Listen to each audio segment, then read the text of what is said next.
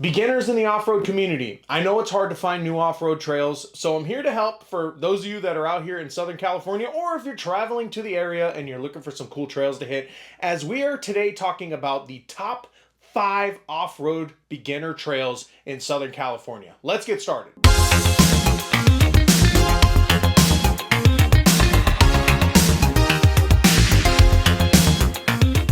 Hey, what's up guys? Welcome back to another episode of Back to Basics, where we take a practical and realistic look at all things off-road. Now, we've been going over a bunch of stuff in this series, and I'm not going to recap it all. You guys want to check it out. Check out the links to the videos down below. We go over a bunch of good beginner-friendly stuff for you to get started in the community. And today's video, what I'm looking to do is talk about some trails with you guys. I want to go over the top 5 beginner trails in Southern California. Now, if you research this topic, you're probably going to find a ton of opinions out there. You'll find a lot of videos like these. I know Trail Recon, I know there's other companies and brands and YouTubers and influencers and whoever the hell else that make videos just like this. I encourage you to watch them all. I encourage you to check them out because it's good to get different perspectives. It's good to get other people's opinions because this list that I give you guys today is only an opinion-based thing, right? It's not the absolute iron, set in stone, freaking top 5 best trails in Southern California. It's not that. What it is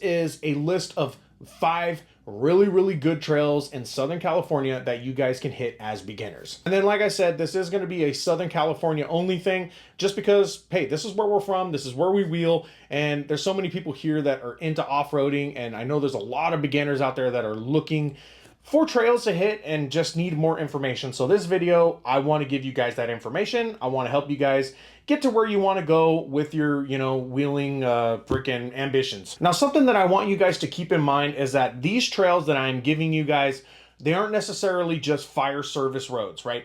You can look up any fire road and 99% of the time it is going to be a beginner trail. It's going to be perfectly fine. It's going to be like driving down the street with some dirt underneath your tires, right? Some of these are going to be fire trails, but for me, what I'm trying to focus on is stuff that is beginner friendly, that might have a little bit of a challenge to it, but it can still be done by a stock 4x4 vehicle. Maybe it offers beautiful views. Maybe it offers some really cool obstacles. Maybe there's something interesting about it, whatever it may be, right? I'm not just making a list of fire trails. I want to focus on trails that offer more than just flat dirt roads, right? But are beginner friendly. So with all that, let's jump into it. All right, first one is going to be not necessarily a specific trail, but a type of off-road area, and that is going to be OHV areas. And in specific, I'm going to talk about 3 of them: Azusa Canyon, Truck Haven, and Hungry Valley. Now, OHV areas are really cool compared to your typical off-road trail because most of those areas they're big open areas for people to go off-roading. Maybe there's different obstacles, different hills. A lot of times there might be man-made obstacles or man-made hills and stuff to go play around on and do all that stuff. The reason I like these for beginners is because these are the types of areas where you can go out, you can try some new stuff, right? You can hit some obstacles, you can go have fun. And most of the time there's going to be somebody else around in case something happens, right? Because it's very typical for beginners to get started and maybe make a mistake, get stuck, break, do something like that. If you're in an OHV area and you break down, chances are there's going to be somebody around that can help you out. Other great things about OHV areas is that they typically have services available. So there's camping spots, there's, like maintained bathrooms. If you have issues, there's emergency services available. In addition, these areas typically do have trails that are nearby, places that you can go actually hit a individual trail by itself. Azusa, not really. Azusa has its own thing where it has just a bunch of obstacles, and then it's a whole OHV park that you go play inside, right? You pay your $8, $10, whatever it is. You go inside and you can go play around on the hills. You can go hang out next to the water, and then you can go play in the mud. Hungry Valley has a whole system of trails and a bunch of campsites, and they have a bunch of things going on over there. And then you can also extend that beyond, and there's other trails you can go hit, like Miller Jeep Trail, and then there's like Lockwood Creek Trail. There's a bunch of stuff going on over there. And then like Truck Haven is just out in Ocotillo Wells. It is a huge open ride area. Very favorable for beginners. Good place to go out there and have fun. Although places like that, it's easy to get lost and you do have to be careful. And as always, you don't want to off-road alone. So just keep that in mind. But OHV areas they're a good place to start for beginners, right? And the reason I think so is the support system. A lot of times there's obstacles for beginners, there's stuff for beginners to check out, and if you make any mistakes, there's usually a people around that could help you out and do all that stuff. All right, first actual trail that we'll talk about is gonna be Cleghorn. Surprise, surprise, Cleghorn is probably the most popular trail in Southern California. In fact, I made a whole video talking about that topic. So if you guys want to check out the video, we will have it down below. But Cleghorn is honestly a great trail for beginners, intermediate off-roaders, and even like seasoned veteran expert off-roaders. It is fun for everybody. So Cleghorn is an example of a fire trail. The whole thing is a fire trail, but then it has a system of obstacles that, you know, kind of spider web out from the entire trail. And that's what's really cool about it. A lot of these obstacles are, you're able to get in there as a beginner and kind of try them out, have some fun. There is definitely some stuff inside Cleghorn that you have to be careful of. This is where research is key, and we've talked about that in Back to Basics videos, right? You know, do your research, right? Look at trails, look at videos, look for things that you have to watch out for, because it's very easy to get down one of these obstacles and then you are stuck in a bad position. So places like the Chute, Hell's Highway, Oh Shit Creek, like those are all areas that I wouldn't want a beginner to go down there with a stock 4x4. They probably could do it, but it is very easy to get into a hairy situation. So Cleghorn is very good for beginners, with the asterisk of you got to do a little bit of research. And a lot of these trails, you got to do your research and kind of know what you're getting into. Next trail is going to be Rattlesnake Canyon.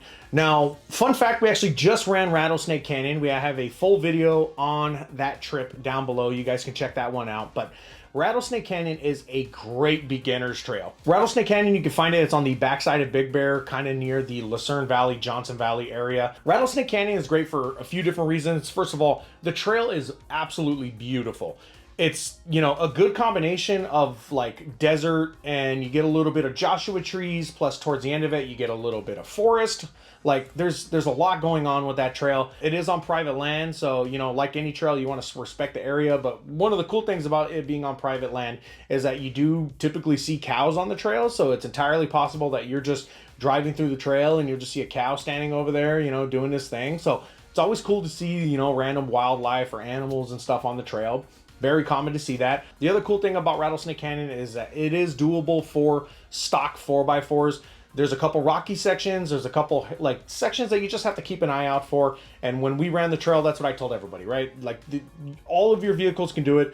It's just, you don't want to blow through any of this stuff, because then you risk, you know, hitting a rock and bending a tie rod or slashing a tire like I did that day. You just got to watch out for stuff, you know, take it slow if you need to, get through the trail, and you'll have a great time. Now, the other thing I'll mention with Rattlesnake Canyon is that the ending destination and the destinations along the way are very cool for beginners and expert off-roaders. So there's a couple trails that offshoot from Rattlesnake Canyon: Motino Wash, Garden of Eden. Very, very cool rock crawling trails. And then ending the trail, you actually have some pretty cool options. So once you get to Burns Canyon Road, you can either go one way, which would be, let's see, if you're coming from this way, that would be east, right? If you go east on the trail, then that'll take you to Yucca Valley, which ends in Pioneer Town. Along the way, you have like a forest of Joshua trees, really cool area, nice views. And there is a couple camp spots along the way. There's a couple areas to just, you know, go chill out, have fun, do whatever. Like very good beginner friendly stuff. And then going the other way, you can follow up Burns Canyon Road all the way to Big Bear, and then ending in Big Bear is its own treat, right? Big Bear itself is an amazing town and a great place to go. So being able to take a trail from the backside all the way into Big Bear, really cool stuff. All right, next trail is going to be another one of those that is very, very popular for Southern California, especially for like people that live in the Los Angeles area, because this is like the closest off-road trail you can get to besides Azusa Canyon, and that's going to be Lio Creek. Now, Lio Creek has a couple different trails. There's a few things that you can do, and it's also next to Cleghorn, like right there off the 15 freeway. There's a bunch of trails that are all around there. A lot of them are beginner friendly, so that's why I'm just kind of highlighting some hot spots in there. But Lio Creek, specifically, I want to talk about 3N06A. Now, that is a trail, I think people call it Upper Lio Creek. They call it Coldwater Canyon, I believe. I don't know, I've heard a couple different names. I know the technical name for the trail is 3N06A. Now, that trail we actually did a full video feature on, and we will link that video down below as well if you guys want to check it out. Now, the 3N06 trail itself is actually a pretty fun trail because it is a progressive hill climb all the way up. So you're running a trail, climbing a hill, and along the way, it's not particularly difficult. Yeah, you might need four-wheel drive in a couple areas. You have to cross like a small creek, and there is a couple like rutted out sections. And this area is a maintained, I think it's technically a fire road, because they will maintain the road sometimes, because at the top is a yellow post campsite, which I think is yellow post campsite, I think 18 or 17 or something, but it's like one of the more popular camp spots in the area. So it's very common to just go run the trail, right? You run 3 and 06, and then you get to the destination, and that's where it ends, right? There's no trail beyond that. Once you get to that yellow post campsite, it's a wide open area where a bunch of people can come up and camp. And, you know, sometimes we'll just go run it and go have like a chill day, you know, like we want to get away from the sunlight. We want to get away from, you know, the hot weather or whatever it may be. Cool area to come up and just, all right, we're going to go chill for the day, or we're going to just do a quick camping getaway. Perfect area for that. Now, last thing I'll mention with Lio Creek, that area is very, very popular for snow. That's a good thing and a bad thing. Because it's so close to the city and it's probably the most accessible area with snow, a lot of people go up there, and honestly, a lot of people that go up there don't know what they're doing, which, hey, a lot of us don't, and there's no problem with that, but it's very common to see people up there getting stuck, and it turns into a shit show real quick. Most of that trail is under tree coverage, which means when it snows, a lot of that turns into ice pretty quickly, right? A couple people go through it, and because it doesn't melt out all the way because it's under, you know, tree coverage, very, very common to see people get into accidents up there, slipping, sliding, because the trail is progressively gaining elevation the entire time you go up, right? It's a giant hill climb. And when you're going down it, or even when you're going up it and you hit a couple snow patch parts or icy parts, it's very, very easy to get into a bad situation. So I've never ran that one in the snow. I've been to Lio Creek in the snow. I usually stay at the lower elevation trails, but just know it's a trail you can hit in the snow. I would not recommend it for beginners. Make sure you're like a seasoned off-roader and you know exactly what you're getting into before you go to somewhere like Lio Creek. And just know, if you go to Lio Creek in the snow, expect to have some buddies stuck alongside you, because it's very common for people to get stuck, even get stuck so bad that they have to leave their vehicles out there. So just keep that in mind. All right, next trail that we're going to talk about is in Calico. Now, this trail you can find in the Barstow area. Calico is like a getaway town, because like like an old mining town. So there's like the ghost town to where you can go out and do some like recreational camping, not necessarily like off the grid or, you know, off-road camping, but you can go get cabins out there. I don't know. I've never really been inside the actual Calico. I go there to wheel, and there is a ton of really good beginners trails out in the Calico area. The one that I'm going to talk about specifically for this video is called Phillips Loop. Now, Phillips Loop I really like for a couple reasons. Most of it is because it is unlike a lot of the off-road areas that you will find, right? The red rocks, the canyons, there's not a lot of trails out there that you will find that look like this. So it's unique in its views. Plus, it has some pretty fun wheeling along the way. So on that trail, you'll find things like Kramer's Arch, which is a literal natural arch that you can drive your vehicle through. Now, the arch itself is a little tight, so bigger vehicles can get through there, but hey, you know, bring a spotter, bring a friend, you know, have somebody guide you through there so you're not scratching up your cab or your mirrors or whatever it might be. You can get through there just fine. You just got to be careful. And then on the trail, there is some mandatory rock crawling. Like I said, it is beginner-friendly stuff, but it's probably more getting close to intermediate rock crawling, but still doable for stock vehicles, especially like if you're with somebody that is a little experienced with off-roading and they understand spotting and how to like bring people up obstacles. It's not anything that you will struggle with too much, but just know that this trail does have a little bit of rock crawling on it. That section itself is probably like maybe 50 yards long. Very fun little section. Now, fun fact I'll mention with Phillips Loop, we are actually doing our first Back to Basics takeover clinic. Now, we've done takeover clinics before, but since we've launched Back to Basics, I want to continue to focus on getting you guys out there and teaching you guys and getting beginners, you know, to just get out there, have fun, learn a little bit, and then just get introduced to the community in a positive and fun way.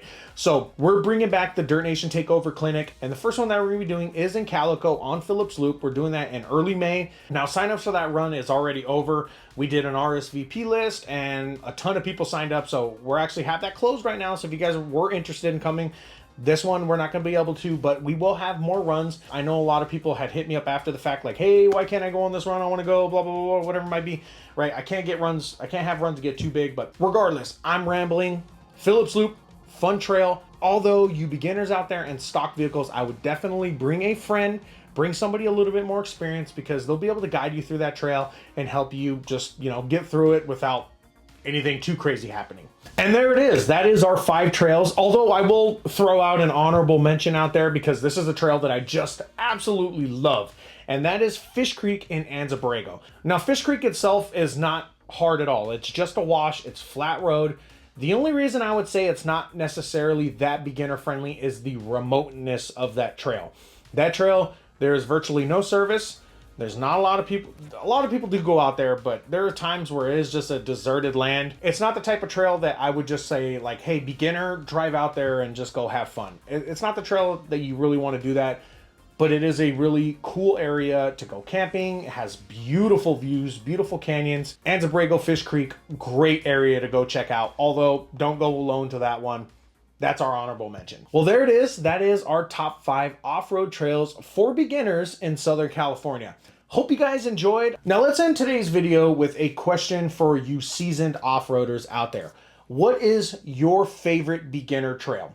Or what is the first trail that you hit? Or even more so, when you go out off-roading with somebody that's a beginner, what is the trail that you would take them to?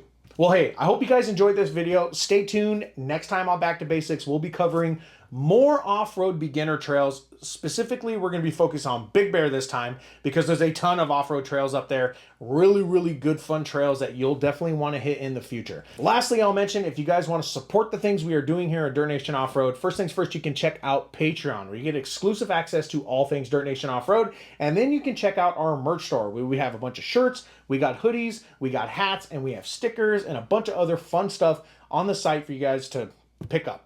But that's going to be it for this one. Thank you guys so much. We'll see you again next time.